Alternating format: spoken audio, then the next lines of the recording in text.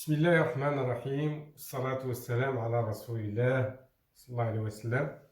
Mes élèves du première année du collège, cette séance sera consacrée aux exercices. Pour cela, vous allez prendre votre livre Al-Mufid en mathématiques, première année des cycles secondaires collégiales. Le livre, c'est celui-là. Donc on ouvre le livre et on va à la page 16. Le premier exercice, calculer les nombres A, B et C suivants. On va commencer par la première expression. A est égal 36 plus 24 moins 52 plus 3. Bien, mes élèves, pour résoudre ce genre de problème, donc on va essayer d'appliquer les règles, les 5 règles qu'on avait dans le cours. Pour cela, voilà comment on va procéder. On va regarder les signes ou bien les opérations. Voilà, ici il y a plus. Ici il y a, ça veut dire l'addition. Moins la soustraction. Plus l'addition. Automatiquement, je vais à la première règle. La première règle, il y a ici que l'addition et la soustraction. Donc, la première règle, qu'est-ce qu'il dit? Il dit, je commence ou bien j'effectue mes calculs de gauche à droite. Bon, gauche, droite. Donc, pour cela, je vais, voilà comment on va faire. Je vais faire cette somme. 24 et 36 plus 24, ça va nous donner 60. Je fais ici égal 60 moins 52 plus 3. Là aussi, soustraction, addition, gauche, droite. Donc, je vais faire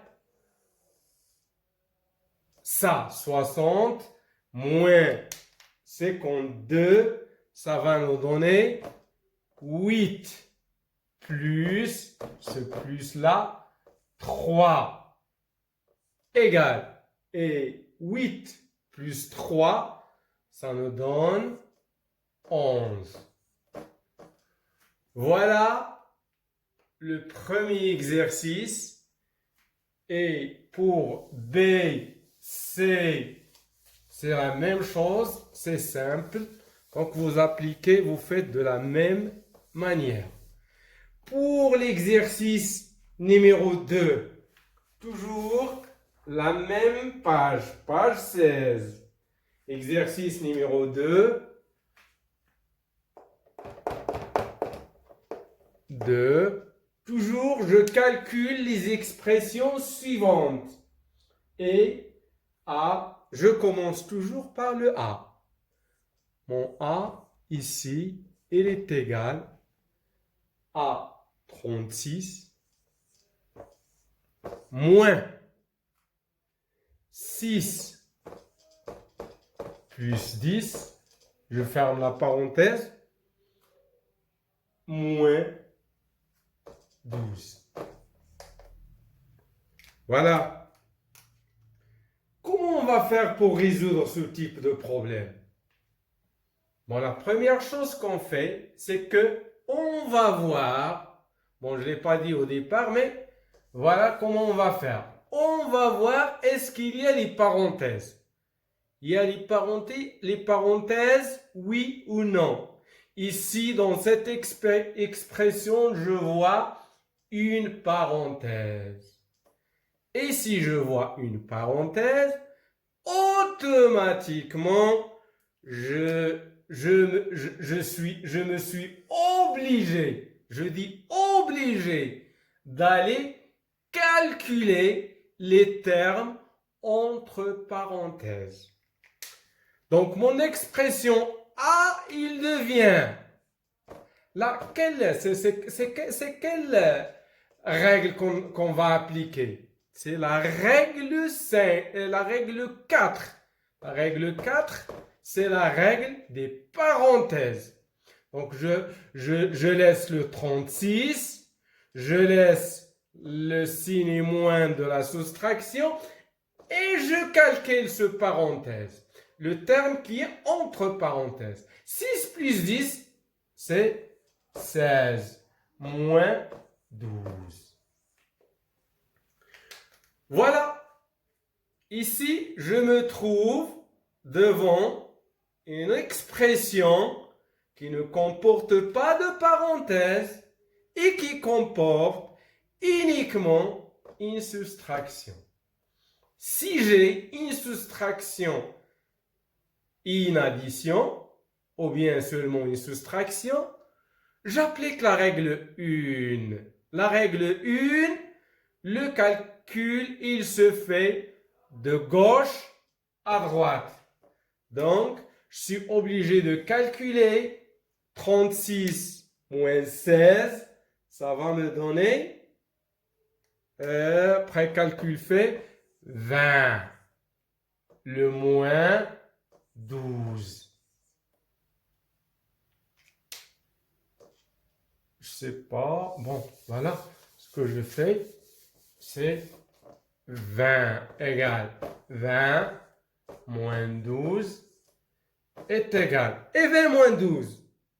20 moins 12, c'est 8. Voilà.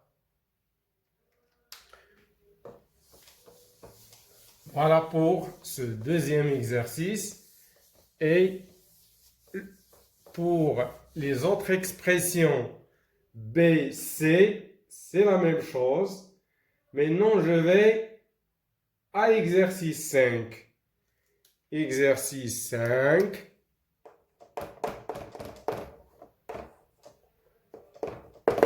Toujours effectuer les calculs en détaillant toutes les étapes. Et je commence toujours par le A. Mon A est égal 38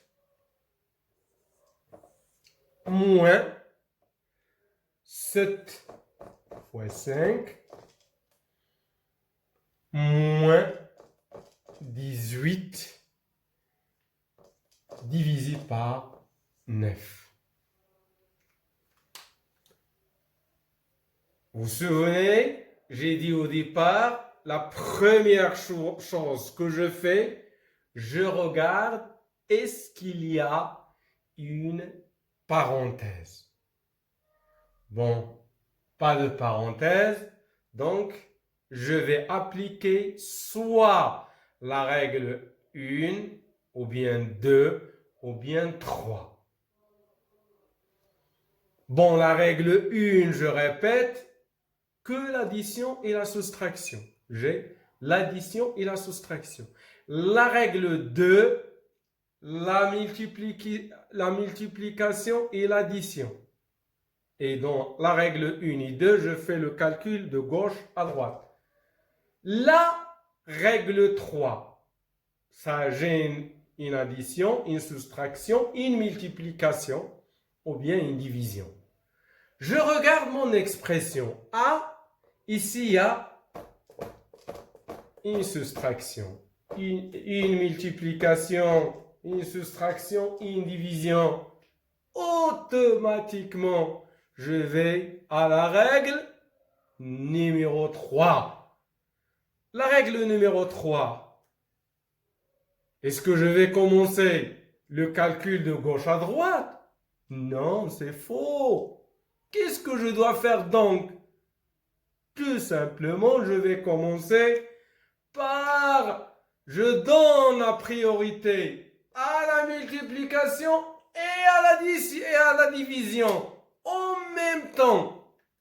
Donc, mon expression A, est égal.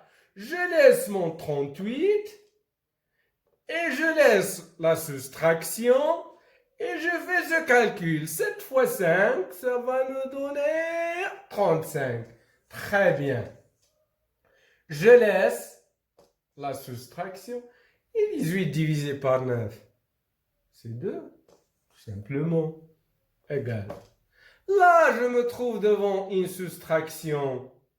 Donc, je vais appliquer la règle numéro 1. La règle numéro 1, je commence ou bien j'effectue le calcul de gauche jusqu'à la droite. Bon, gauche, je fais 38 moins 35, ça va me donner 3. Je fais le moins, la soustraction, 3 moins 2, très facile, c'est 1. Voilà. J'espère que vous avez compris donc ces exercices-là de calcul ou bien de priorité des ordres d'opération. Et maintenant, on va passer à l'exercice 9.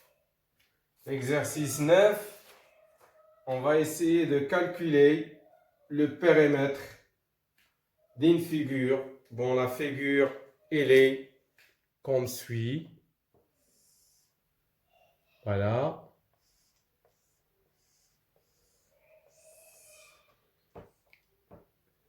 J'ai ici, bon, je vais essayer 1, 2,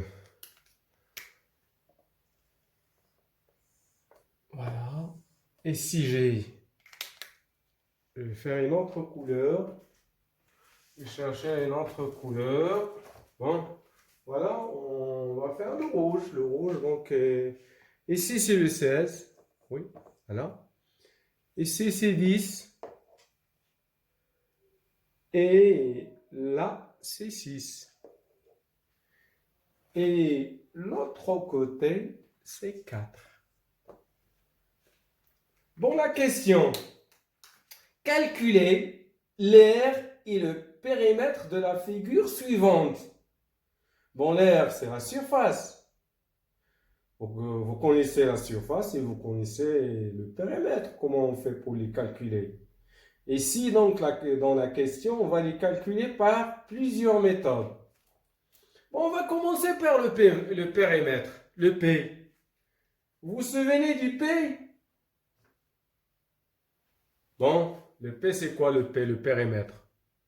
Bon, le périmètre, c'est la somme des côtés d'une figure. Je répète, le périmètre, c'est la somme des côtés d'une figure. Donc, voilà ici, ça, c'est un côté. Là aussi, c'est un côté. Ici, c'est un côté. Ici, c'est un côté. C'est le côté. Je commence d'un point, par exemple A, et je fais le tour jusqu'à le même point. Là, ici, donc, ici, c'est un rectangle. Et là, c'est 10. Donc, il m'en faut 6. Donc, je vais faire ici le 6. Ici, c'est 4. Ici, toujours, c'est 6. Mais j'ai 4 et j'ai 6. Il m'en faut 2. Voilà. Donc, pour calculer le P, la première façon de calculer P est la suivante. Donc, je fais P, mon périmètre est égal. Je vais commencer par ce point. Je fais ce 16. Bon, 16 jusqu'ici. Donc, je vais faire 16 ou bien 10 si j'ajoute le 6. Donc, je vais faire le premier calcul. Je fais bon, la question, ils ont dit par plusieurs méthodes, donc je vais faire les deux méthodes. La première méthode, ça veut dire je calcule directement. Donc d'ici jusqu'ici, c'est 16. Ici jusqu'ici, c'est 10. Et ici, c'est 6. Donc le 16, mon 16, c'est là. Plus, j'ai dit, le périmètre, attention, c'est que de l'addition. L'addition. Plus ça. Le 4. Plus le 6. Ça. Plus 2. Voilà. Oui. Plus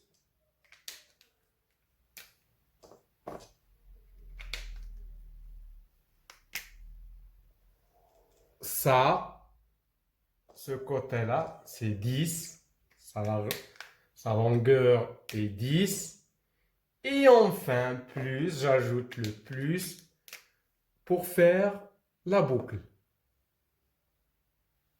Ce côté-là qui est 6. Voilà, donc ça, c'est la première méthode pour calculer le périmètre. Bon,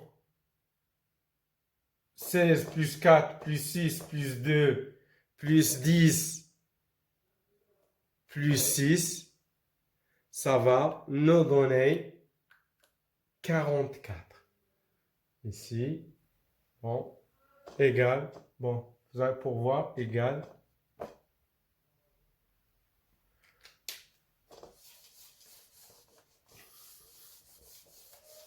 Égal, après tout calcul fait, est égal à 44. Bon, 44. Bon, normalement, on ne sait pas est-ce que c'est le mètre ou bien le centimètre, mais normalement, on fait 44. Voilà la première méthode. Deuxième méthode. Bon, comment faire pour calculer le périmètre? Donc, je suis obligé de diviser cette figure en deux figures. Celle-là et celle-là. Et j'aurai donc le périmètre P égal à P1 plus P2. Voilà, ce périmètre de cette figure-là plus le périmètre de cette figure-là.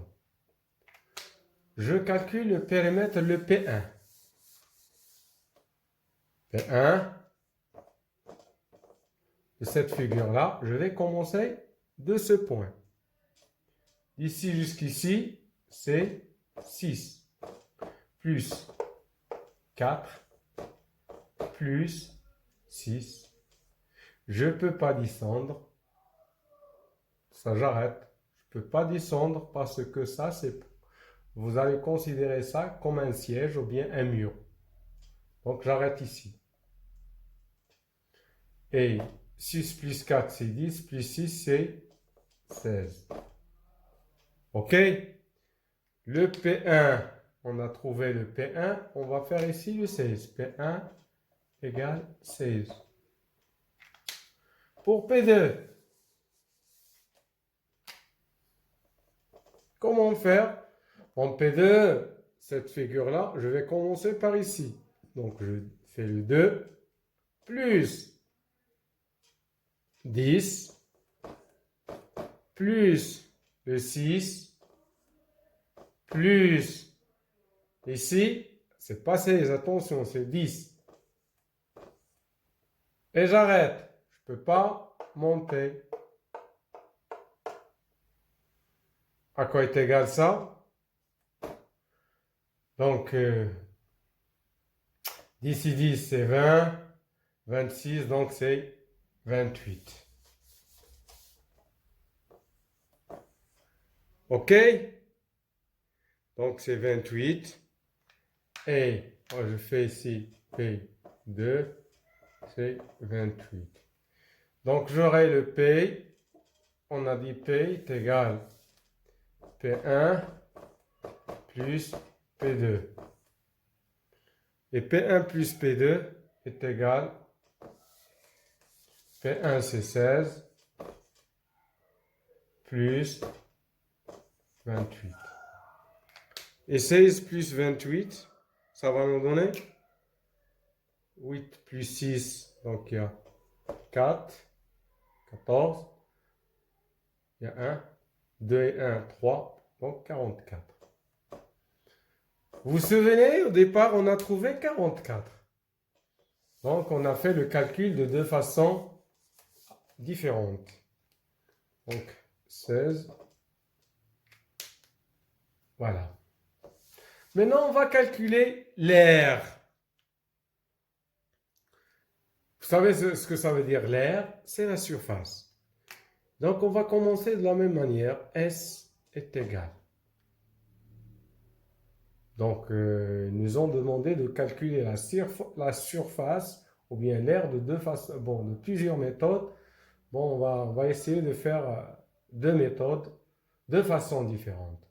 Donc, la première façon, c'est ce que je dois faire, c'est je calcule la surface de ce grand triangle. Ensuite, je vais essayer de soustraire cette surface-là. Je vais faire S3. Bon, la grande surface, à quoi est égale la surface d'un rectangle? Bon, je dis le périmètre, c'est la somme des côtés. La surface, c'est la multiplication des côtés. Donc, j'aurai 16, ce côté-là, la largeur, plutôt la longueur, fois la largeur, fois 6. OK? Moins, donc j'ai dit, moins celui-là. Quoi ça? Ici, c'est 2, et ici, c'est 6. Donc, 2 fois 6. Donc, 16 fois 6, c'est 96 moins 12 est égal. Après deux calculs faits, on trouve 84. Bon, 84, c'est ici, c'est le mètre, donc je fais mètre carré. Voilà la première méthode. Deuxième méthode, je laisse ici le 16. La deuxième méthode, je fais la somme de ces deux surfaces, celle-là plus celle-là. Donc j'aurai S est égal à S1 plus S2. D'accord? Et je calcule le S1. Quoi est égal le S1? Celui-là. Le S1 est égal. Largeur, bon, plutôt la longueur, c'est 6 fois 4. Est égal, 6 fois 4 est égal 24. S2, je laisse ici S1 est égal à 24. On va S2, quoi est égal à S2 est égal à 10 fois 6 est égal à 60. Et le S, ici je dis S2 est égal à 60. Donc S est égal à 60 plus 24, quoi est égal à 4. 6 plus 2, 8. Donc on a trouvé 84. D'accord? D'accord. J'espère que vous avez compris cet exercice. Je répète, ce qu'il faut retenir, c'est que le périmètre, c'est la somme des côtés. je commence d'un point et je fais la boucle. L'air ou bien la surface, c'est la multiplication des deux côtés. C'est ça. Par exemple, cette air-là, de ce petit rectangle est ça. Voilà. Maintenant, on arrive à un autre exercice. L'autre exercice qu'on va faire, c'est l'exercice convention d'écriture. L'exercice numéro 10. Écrire plus simplement 4 fois x moins 8. 4 fois x moins 8. Vous vous souvenez la convention de signes qu'on a dit au cours. Donc, ce que je dois faire, je vais supprimer ce x-là. Donc, cette multiplication, donc 4x moins 8. Ça, c'est la même chose que j'écris 4 fois x moins 8 ou bien 4x moins 8. Aussi, 5,4, donc un nombre, 5,4 fois a est égal à la même chose. Je vais supprimer le x et j'aurai 5,4a. OK? Bien. On arrive à la dernière. 4 moins x que multiplier 3 plus y.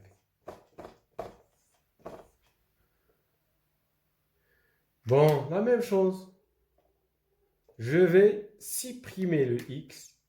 Donc, cette expression, c'est comme ça. 4 moins x, facteur de 3 plus y. Mais attention, attention, attention, attention. Pourquoi 2,57 que multiplier 4, je ne peux pas supprimer le x. Pourquoi? Ben, tout simplement parce que ça c'est un nombre et ça c'est un nombre. Donc je ne peux pas écrire 2,57, 4. Ça c'est faux. Attention, attention, attention. On n'écrit pas ça. On a deux nombres. Quand on a deux nombres, on laisse le x. Et 6, le D, 6 fois A fois 6 fois A fois 3 est égal. Je vais, la même chose, éliminer les x. C'est, bon, je peux écrire 6A fois 3, ou bien j'élimine le x et je multiplie le 3 fois 6, c'est 18a. Voilà. Donc, ce qu'il faut retenir dans les conventions d'ici, qu'est-ce qu'on a dit? On a dit, on supprime le x, mais quand il y a deux nombres, on ne supprime pas le x. D'accord? On arrive au dernier exercice. C'est l'exercice 14 de la page 17. Voilà. Exo.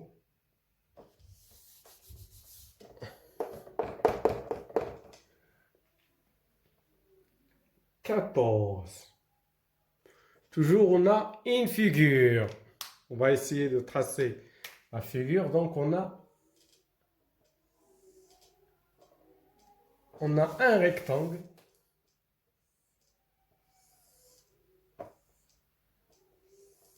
Voilà.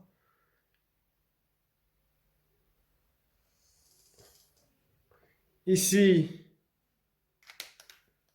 le x. Ici, 3.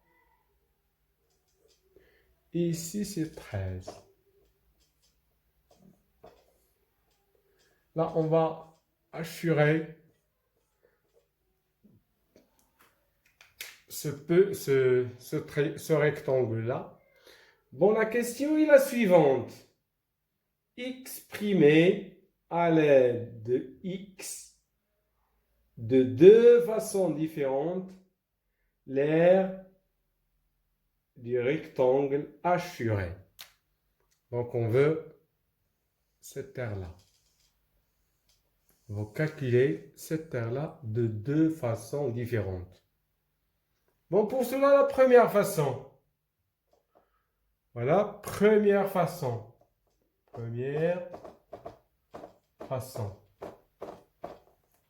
Comment on va faire pour calculer ça? Bon, on a dit donc dans l'exercice précédent que la surface d'un rectangle, c'est la multiplication de deux côtés, la largeur et la longueur. Donc pour cela, S directement est égal 13, la largeur, à la longueur plutôt, que multiplier ça, la largeur. Et ça, à quoi est égal ça? Ici, j'ai le x, et ici, j'ai le 3. Donc, cette distance-là est égale x moins 3. Bon, je répète. J'ai ça est égal à x. Et j'ai ça est égal à 3. À quoi est égal ça? Là, j'ai le x. Donc, est égal à le x moins le 3. Et je laisse la surface comme ça. Deuxième façon. Comment je dois faire pour calculer la surface? Deuxième façon.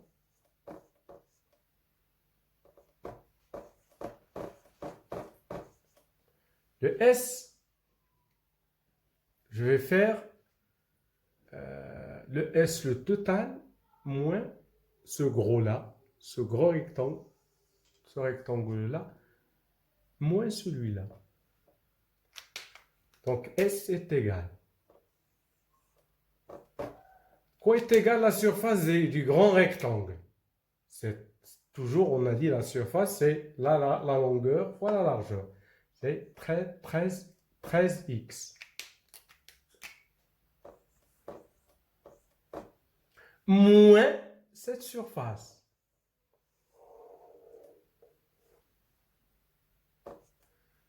À quoi est égale cette surface? C'est 3 fois 13. Ah, là, on se trouve devant la distributivité de la soustraction. La distributivité de la soustraction, j'ai ici 13 et j'ai ici 13. Donc, je vais faire 13 en facteur, ou bien que multiplie x moins 3. Donc, j'ai trouvé la surface, plutôt, bon, 13, facteur de x moins 3. Donc, j'ai trouvé la surface de deux façons différentes. Donc, ce qu'il faut retenir dans ce cours-là, dans ces exercices, c'est que pour apprendre par cœur les 5 règles, il faut pratiquer. Il faut pratiquer. Donc, il faut pratiquer, pratiquer. C'est quoi pratiquer? Ça veut dire faire des exercices. Et comme ils disent, à force de forgerer, on devient forgeron. À force de forgerer, on devient forgeron. Donc, pratiquer, pratiquer pour arriver à apprendre par cœur les 5 règles.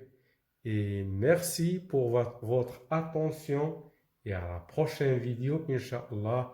Assalamu alaikum wa rahmatullahi ta'ala wa barakatuh.